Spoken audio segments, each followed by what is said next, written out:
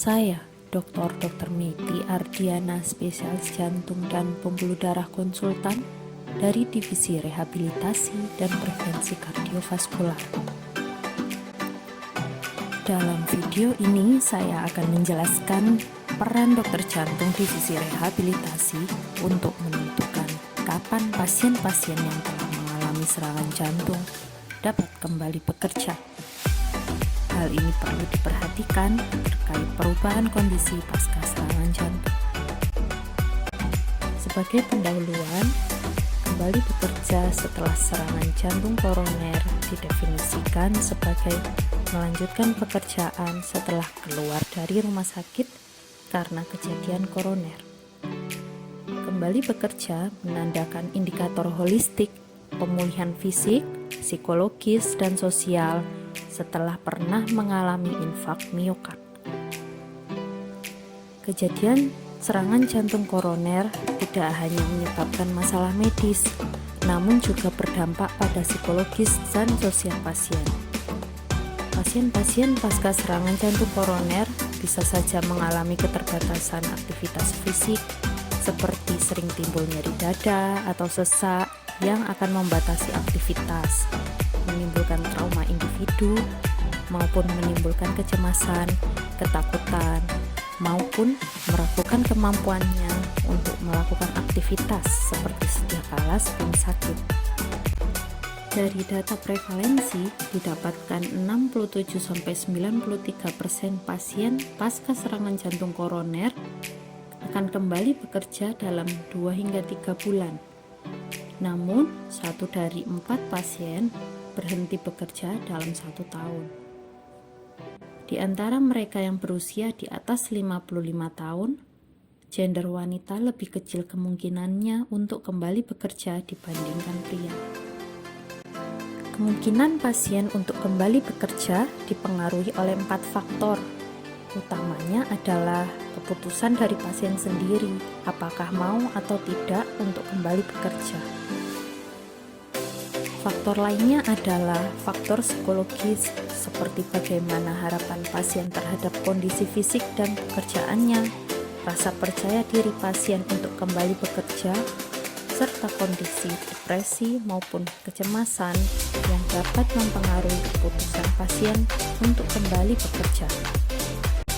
Faktor selanjutnya adalah kondisi medis pasien. Kondisi medis yang berperan penting adalah fungsi dari pompa jantung, revaskularisasi lengkap, dan kontrol irama jantung. Pasien dengan gangguan fungsi pompa jantung maupun pasien dengan nyeri dada yang masih sering timbul pasca serangan jantung dapat menyebabkan keterbatasan dalam aktivitas bekerja, terutama bila pasien sebelumnya bekerja dengan aktivitas yang harus mengerahkan tenaga. Kemudian gangguan irama yang belum dapat terkontrol atau tidak stabil, maka belum memungkinkan pasien untuk dapat kembali bekerja.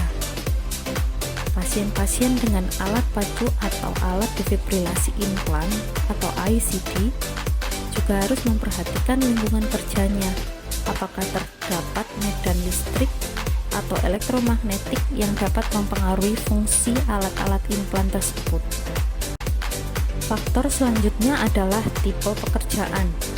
Pekerja blue collar atau pekerja yang lebih banyak memakai tenaga untuk pekerjaannya mungkin akan kewalahan jika pasien menderita gagal jantung, irama jantung tidak stabil, maupun nyeri dada yang timbul yang membatasi performa kerja. Cuti sakit yang diperpanjang saja biasanya tidak bermanfaat. Aktivitas fisik ringan hingga sedang setelah keluar rumah sakit harus diupayakan oleh pasien, karena ini termasuk bentuk kardiak rehabilitasi pasca serangan jantung. Pasien yang mengalami serangan jantung yang relatif kecil dengan pemulihan aliran darah yang lengkap, minum obat secara konsisten, dan tidak memiliki perangkat implan, dapat melakukan pekerjaan mereka seperti sebelumnya tanpa tindakan pencegahan. Faktor prediktor untuk kembali bekerja pasca serangan jantung koroner yang pertama adalah usia. Usia di atas 60 tahun Lebih banyak yang tidak kembali bekerja setelah serangan jantung koroner. Karena serangan jantung koroner biasanya terjadi pada usia yang lebih tua. Sedangkan penderita yang usia lebih muda, lebih banyak yang ikut program rehabilitasi jantung. Yang kedua adalah jenis kelamin. Laki-laki lebih banyak yang kembali bekerja dibandingkan perempuan.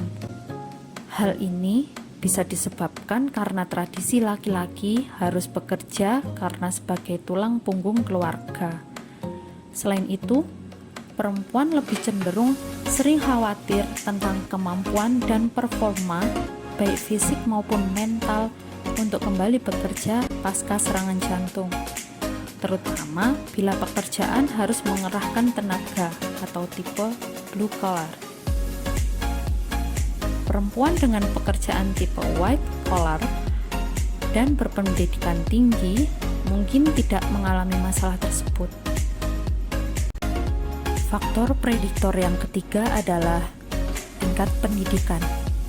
Pendidikan dan keterampilan yang tinggi berkorelasi dengan income yang tinggi, kepuasan kerja yang tinggi, dan pada pekerja white collar atau pekerja yang lebih sedikit membutuhkan kerja fisik.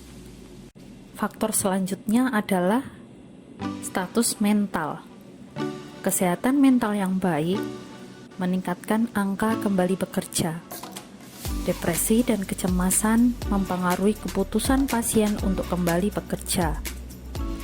Bila dapat dideteksi dini, dapat dilakukan konseling dan farmakoterapi bila dibutuhkan sebagai bagian dari program rehabilitasi jantung agar pasien mendapatkan kembali rasa percaya dirinya untuk kembali pada lingkungan pekerjaannya. Faktor selanjutnya adalah faktor komorbid. Faktor komorbid ini berhubungan dengan outcome penyakit jantung koroner yang lebih buruk, sehingga mempengaruhi kondisi medis pasien untuk bekerja. Faktor komorbid ini contohnya seperti diabetes, obesitas, adanya hipertensi, riwayat penyakit stroke sebelumnya, dan lain-lain. Faktor terkait pekerjaan meliputi intensitas aktivitas fisik yang diperlukan untuk pekerjaannya, situasi atau lingkungan kerja seperti bahan beracun atau berbahaya di lingkungan kerja, medan listrik, atau elektromagnetik di lingkungan kerja bagi pasien dengan alat pacu jantung implan maupun alat defibrilasi implan.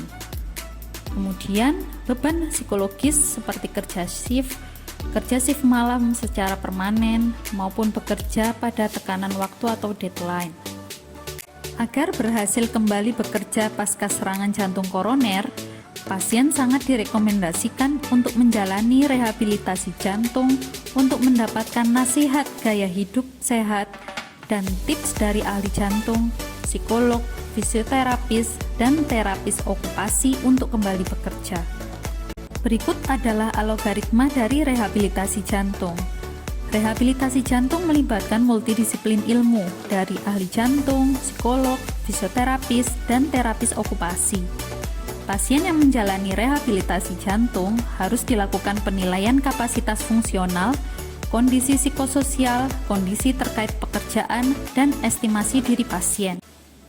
Bagi pasien yang tidak ada keterbatasan baik secara kapasitas fisik, psikososial, kondisi pekerjaan, dan estimasi diri, baik untuk kembali bekerja, maka pasien dapat kembali bekerja seperti sedia kala. Bagi pasien yang didapatkan ketimpangan antara performa yang dapat dilakukan dibanding dengan kebutuhan pekerjaan, maka dapat dipertimbangkan kondisi pekerjaannya yang dapat dipenuhi sesuai dengan kapasitas fungsional pasien. Pasien dapat kembali bekerja dengan pembatasan jam kerja atau pembatasan aktivitas fisik, pengaturan shift kerja, penempatan pada lokasi yang tidak membahayakan pasien, misalnya tidak mengandung medan listrik atau elektromagnetik bagi pasien dengan alat pacu jantung dan defibrilasi implan.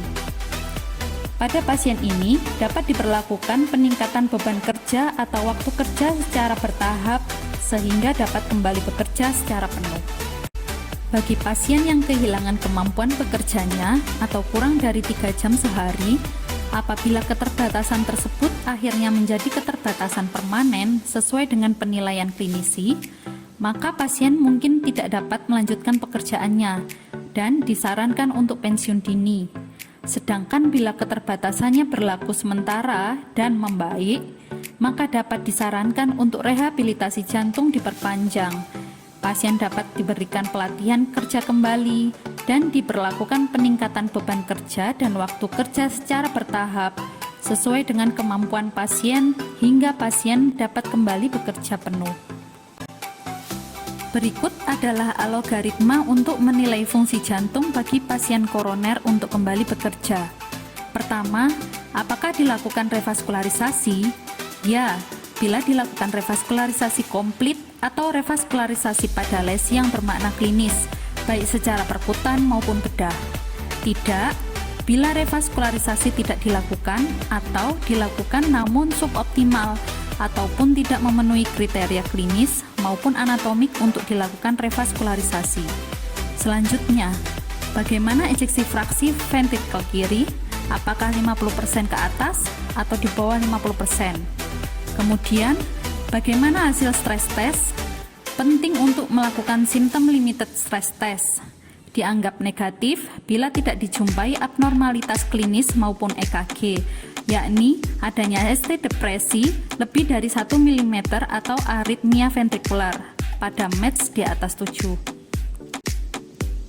Pada pasien yang dilakukan revaskularisasi dengan ejeksi fraksi di atas 50% dengan stres tes negatif, maka dapat bekerja pada jenis pekerjaan apapun.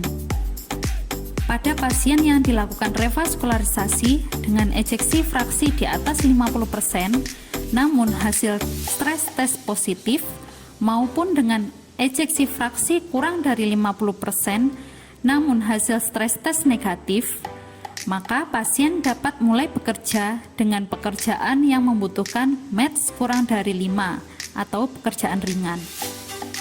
Sedangkan pada pasien dengan revaskularisasi namun ejeksi fraksi di bawah 50% dengan stres tes positif, maka tidak disarankan untuk bekerja. Pada pasien yang tidak dilakukan revaskularisasi dengan ejeksi fraksi di atas 50% dan stres tes negatif, maka pasien dapat mulai bekerja dengan pekerjaan yang membutuhkan METS kurang dari 5 atau pekerjaan ringan. Pada pasien yang tidak dilakukan revaskularisasi dengan ejeksi fraksi di atas 50%, namun stres tes positif, atau pasien dengan ejeksi fraksi kurang dari 50%, namun stres tes negatif, maka pasien dapat mulai bekerja dengan pekerjaan yang membutuhkan METS kurang dari 3 atau pekerjaan sangat ringan. Sedangkan pada pasien yang tidak dilakukan revaskularisasi, ejeksi fraksi di bawah 50% dengan stres tes positif, maka tidak disarankan untuk bekerja. Berikut adalah beberapa jenis pekerjaan dan jumlah METS yang dibutuhkan. Pekerjaan yang lebih banyak bekerja duduk atau berjalan ringan membutuhkan METS kurang dari 3, sedangkan pekerjaan yang banyak mengerahkan tenaga setidaknya membutuhkan METS di atas 7. Part-time atau stepwise reintegration bertujuan untuk meningkatkan kemampuan kerja pasien dari yang awalnya hanya dapat bekerja paruh waktu hingga pasien dapat bekerja penuh. Konsep dari model ini adalah dengan meningkatkan jumlah jam kerja secara bertahap hingga pasien dapat bekerja penuh. Jenis aktivitas pekerjaan juga dapat dimodifikasi sesuai dengan kemampuan pasien. Bentuknya dapat berupa pengurangan waktu kerja per hari di awal kembali kerja, bekerja dari rumah sekali dalam seminggu atau bila memungkinkan, kemudian didelegasi ke beberapa pekerjaan. Pengaturan porsi dan aktivitas kerja melibatkan persetujuan dari pekerja, pemberi kerja, dokter okupasi, dan dokter pada fasilitas rehabilitasi. Selanjutnya adalah tetap terhubung dengan dokter yang merawat atau dokter perusahaan agar perkembangan pasien selalu terpantau dan dapat dilakukan pengaturan beban kerja bila diperlukan. Pasien dengan kendala terkait pekerjaan biasanya berhubungan dengan pekerja blue collar dengan pendidikan rendah dan beban komorbiditas tinggi. Rehabilitasi jantung yang lebih lama mungkin bermanfaat, berupa input yang terus-menerus dan strategi coping serta dukungan berkelanjutan.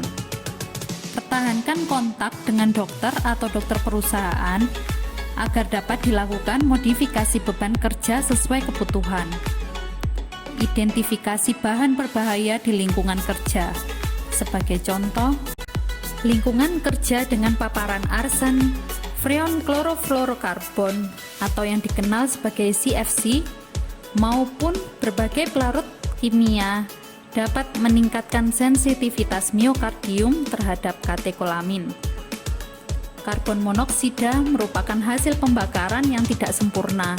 Zat ini akan mengikat hemoglobin lebih kuat dibanding oksigen, sehingga dapat menyebabkan jaringan kekurangan oksigen.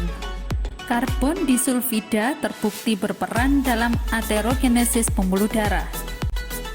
Walaupun tidak ada standar rekomendasi untuk menentukan waktu yang tepat, umumnya antara 1-3 bulan setelah kejadian koroner akut, pasien sudah dapat memulai kembali bekerja. Pasien miokard infak dengan revaskularisasi lengkap tanpa komplikasi dengan LV ejection fraction lebih dari 40% memiliki resiko rendah terkait pekerjaan yang memerlukan penerbangan, dan bepergian dianggap aman setelah keluar dari rumah sakit sejak hari ketiga dan seterusnya.